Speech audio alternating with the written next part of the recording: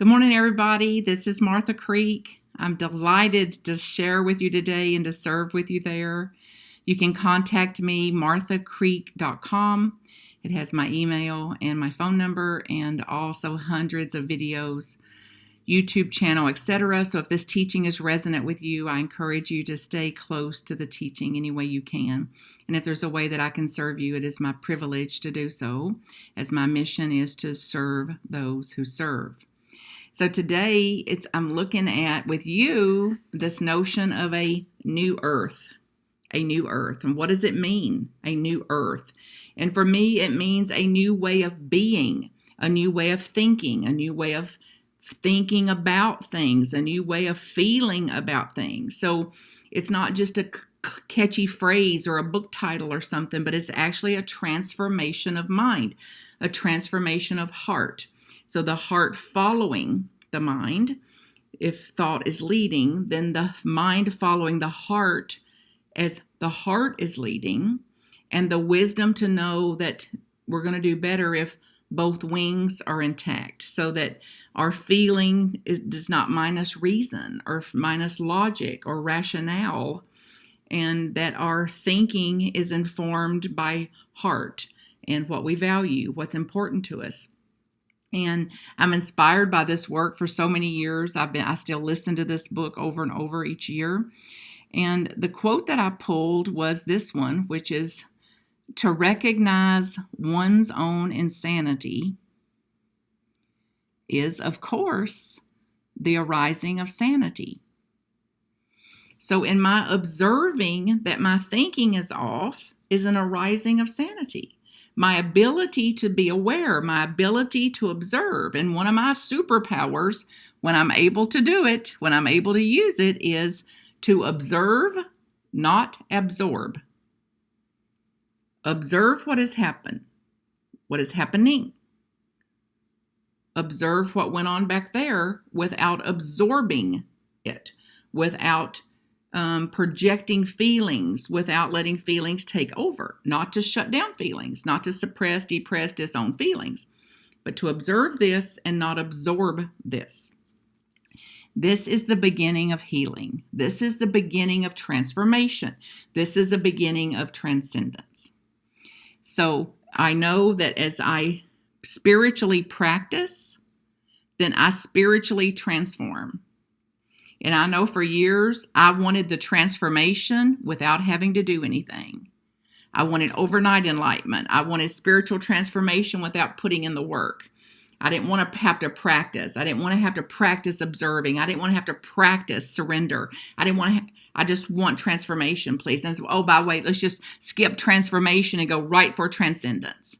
And it's like, well, transcendence, transformation, healing, transcendence, transformation comes with practice, with mindfulness, with everything we've been taught.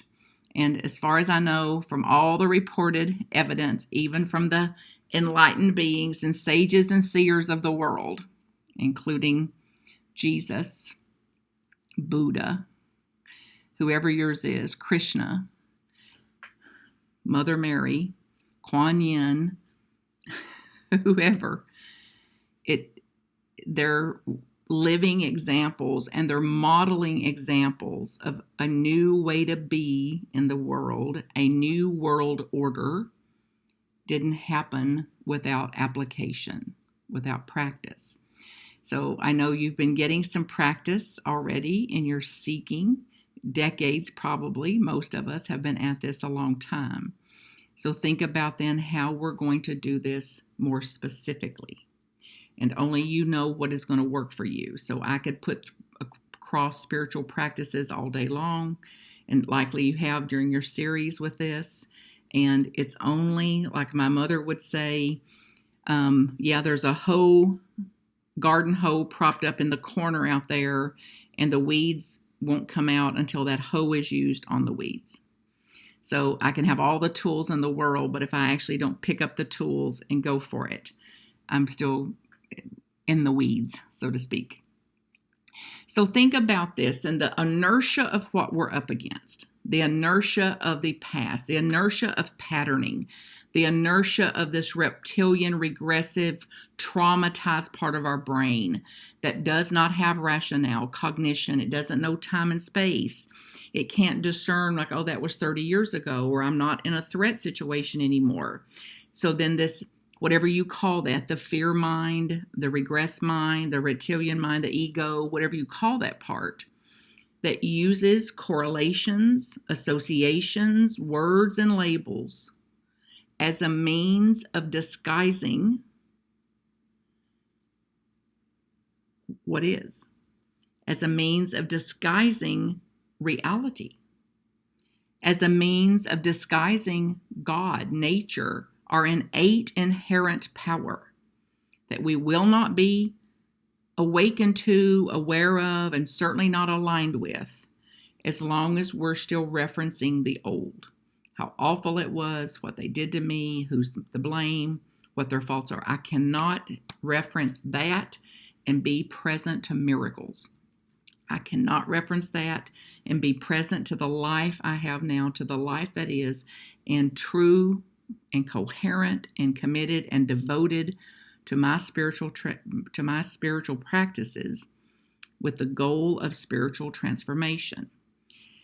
So then the fear mind, the ego uses words, labels, thoughts, concepts, memories, references, feelings as a means to disguise these miracles of which we're being continually blessed. Now, does it mean we didn't have pain? No. Does it mean there wasn't any suffering? No. But it wasn't all suffering. It was suffering and grace. It was suffering and healing. It was loss and gain. It was all of it. And this notion that wholeness is when it's just happy, happy, happy, and then I'm not in wholeness, versus no, wholeness includes all of it, the alpha and omega. So then I can be more present to what I have, what is, when I'm not over-focused on and drawing on this egoic over-reference to what I didn't have, where it went off the rails, what I'm not proud of, or what was done to me. So then life gives us whatever experience is most helpful for the evolution of our consciousness. So if our reason to be here, to be in the flesh, to have a body, to be in life, is self-realization, is God-realization, a transformation of the mind, a renewing of the mind, a remembering of my own divine nature, that I am whole and perfect and complete, that I have the innate abilities, the innate inherent ability of that created me, then life will present whatever experience is necessary, essential, helpful for the evolution of my soul, for the evolution of my consciousness, for me to grow in consciousness, for me to transform. Now, when we're in pain and suffering, nobody wants to hear, oh, this is for my growth in consciousness. It's like, no, I'm too much in the weeds. I'm too much in pain. So no mother, father wants to hear as they bury their child, that's all good. And it's helpful to grow my consciousness and to come out of the fantasy, for example, that children aren't going to suffer, because they do. All people suffer, and suffering is a part of the learning experiences. Suffering is a part of humanization, part of our human growing learning systems.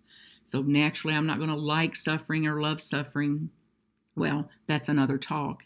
Some of us do. We're quite addicted to it, actually, but many of us don't. And that resisting suffering is creating more of it versus what would be sane, sensible action here. And then somebody this week that was in a very, very painful situation said, this is actually, Martha, I have a different framework about this. I see now that this was manna from heaven, this experience, this life experience, what she formerly saw was traumatizing, just awful. She saw that that very situation in her life as an 8-year-old child is what put her on a path to self-realization.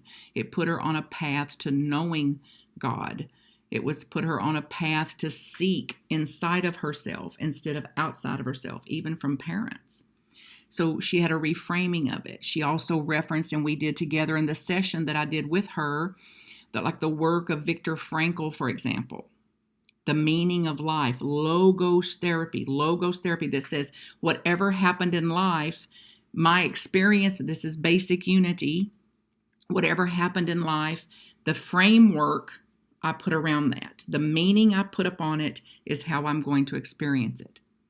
So if I want to create a new earth, a new way of being on the earth, a new way of being in life, then I'm going to have to dismantle those old systems and absolutely dismantle them. And then put up a new framework around this that says it doesn't deny that it was painful. It doesn't deny that it hurt. It doesn't deny the trauma of it. That says absolutely that was all there. And I have greater meaning about that now. So I'm seeing as the mystics see for the first time in my life. So then the tools that this fear mind uses, the tools the ego uses to ensure we don't change, to ensure these paradigms stay in place, to ensure the continuation of its already drawn conclusions. So in the beginning, there was the conclusions. It does many, many things where we demand to be right. We demand that we're right. We demand that our ways are the right ways. And therefore, if I'm demanding mine is the right ways, then I'm automatically and chronically making somebody else's ways wrong. So then the middle of that is to stand where I stand on my own convictions, and not make them right. So I'm not making anybody else wrong or where they stand wrong. I'm simply defining myself, what I'm here on the earth to do, what I'm here on the earth to be, what I want to create in a new earth, what I want to hand down to the next 7 generations. And then that is informing and guiding my choice today, my actions today, the way I respond today. And for me to put a pause in there before I fire off an email, or put a pause in there before I return a phone call. So how to be in my convicted position and not make any other position wrong or bad or problematic. It also will, part of the insatiability of the mind and the ego is to want. I don't. So this spinning of this stimulation of this is coursing chemicals through our body. So this appetite for more, that's insatiable. And you've noticed it. The second you get what you thought you wanted, you've already got a list of 10 more things. You can watch it in children. They're more honest about it. You know, they'll put forth something they want for Christmas and we'll do anything in the world to get it for them, sell a kidney, anything to give these kids something. And by the time they get it, it's like, oh my God, that was so 5 seconds ago. Or, oh, I wanted that. Is this all? Is this all I got? So it's like this insatiable wanting. And it's in us too, because then we want our kids to be appreciative. We want our kids to see our sacrifices. And it's like, that's insatiable too. So then the middle of it then is how to have wanting and to know that wanting is normal. Wanting is built in. Wanting's in the wiring of us. And how to have wanting and wanting not have us. How to have wanting and wanting not have me. I accept wanting. I accept desire. I accept it's there. I accept dreaming. I also accept that I'll do everything I can toward it. And I accept it may or may not come. And I accept that wanting itself is insatiable. And as long as I spend more and more time in that, then I'm going to be stressed, frustrated, let down, sad sack, pathetic, apathetic, resigned. So that's the world I'm creating if I don't actually come out of that. So get a sense of who you would be right here and right now, listening to this, understanding the nature of this, understanding this insatiability of the wanting, and who you would be, allowing for wanting, accepting wanting. So I have wanting, and wanting doesn't have me. Wanting doesn't have you. Imagine how your life would be different if just that one thing transformed. Just that one. And if our inner purpose is to self-realize, if our inner purpose is to awaken, then that's what's going on for other human beings too. So then their experiences are also driven for awakening. Their life experiences, what they're having is for the purpose of that, for their own transformation, for their own transcendence. And then whose business is it if they transform? So it's not my business. So my transformation is my full-time job. Their transformation is not my job, nor can I control it. And boy, have I given it a go. And I'm a mind reader, so I know some of y'all have too. So then we can start to ask ourselves questions like, whose business am I in? Whose business am I in right now? Or maybe, hey, is this what I'm doing causing me stress or ease? When I think about that, does it bring me stress or ease? So that's a sign I'm not in my business. So then I come back up from it, get a broader perspective. Oh, I've taken responsibility for something I'm not responsible for. Again, I'm creating a new earth. I'm creating a new life experience for the earth of me. So I've got to do it differently if I'm going to do that. Otherwise, same old thing, same old thing, same old thing. Then 2,000 years later, the inertia handed down to 7 more generations. So not creating what I came to the earth to create. So here are these quotes. This is from the practice and Eckhart Tolle's writing and teachings. Awakened doing, whatever you're doing, to be present to the water on your hands, to be present to a smell, to be present to life, trees, sun, like observing. An awakened doing is the alignment of our inner purpose. Awakening, reawakening, daily awakening, situational awakening, moment-to-moment awakening, and then leaning toward awakening. So when it doesn't go well, when I get stressed, it's like, what am I going to do here?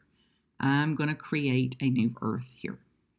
I'm going to interrupt the pattern, the allure, and I'm going to lean toward what would creating a new experience, being different in this interaction, being different in this reactivity. What would it be like?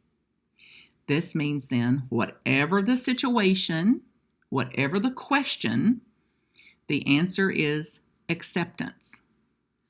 Some of you have probably heard it before.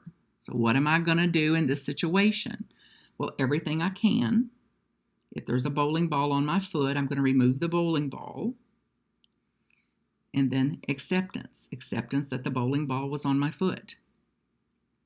If I have a splinter in my foot, I'm going to remove the splinter, not pray out the splinter, not pray out a splinter, but remove a splinter, then pray for the foot, maybe for the splinter. So sensible action. Why sensible action? Accepting what comes. So then it's like, I shouldn't have had a splinter. What was I doing? I should have wore shoes. I should have been more careful. I should have done this. I don't want split. Okay, so I've just perpetuated that in the world. Although I claim I want a new world, I just perpetuated that old world. Just like that. Just like that. So get a sense then. As we go into meditation time,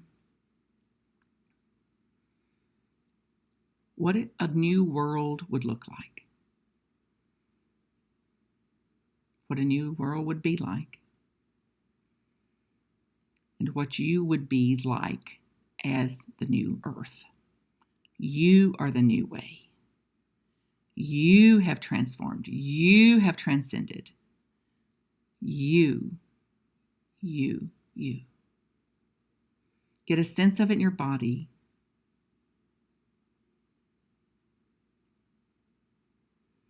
And get a sense that the prison we are in, the prison of stress, suffering, irritation, frustration, wanting, shoulding, I need, I don't want, that prison of that mind is, the door to that prison is wide open, and that you're walking out of that prison today.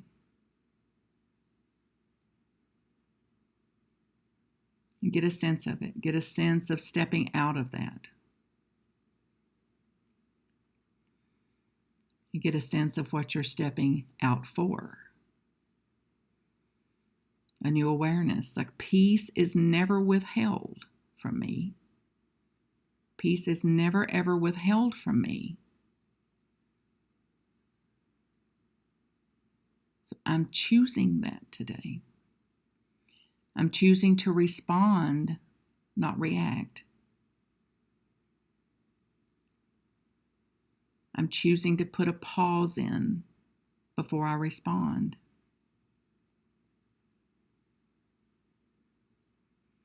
I'm practicing acceptance and living in a state of acceptance. And I'm growing that, longer and longer periods of acceptance.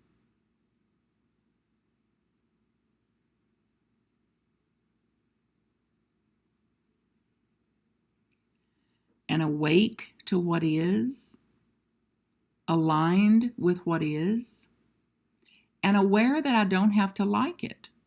I don't have to like what is. I don't have to love what is. I don't have to embrace what is. However, I don't have to go to war with what is either.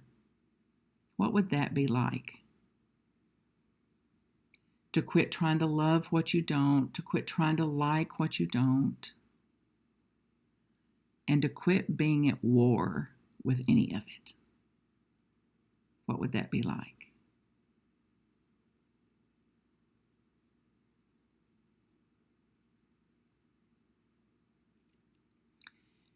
And what would it be like to be quick to offer grace to yourself?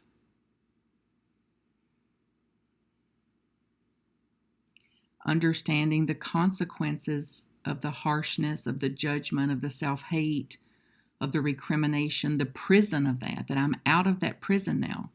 So instead of imprisoning myself and hating myself and shoulding myself, it's like then I'm going to be quicker and the quickest to offer grace to myself.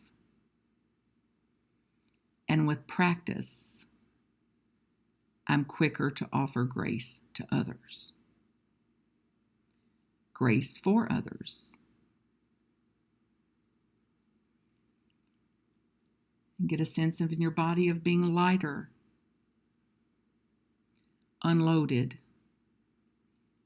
less heavy, less burdened, freer of the suffering, freer of the prison of the mind, freer of the patterns. Who would you be? Transformed, transcendent. God is. I am. I invite you to speak those words. God is. I am. I think that way. I pray that way. I work that way. I live that way. I take action aligned with that. God is, I am, I think like that, I pray like that. I act from that. I live from that. We give thanks for this awakening. We give thanks for this day, this now, the truth of it, the ever deepening relationship with it. And we begin again. A new earth, a new me on earth. So be it. So it is.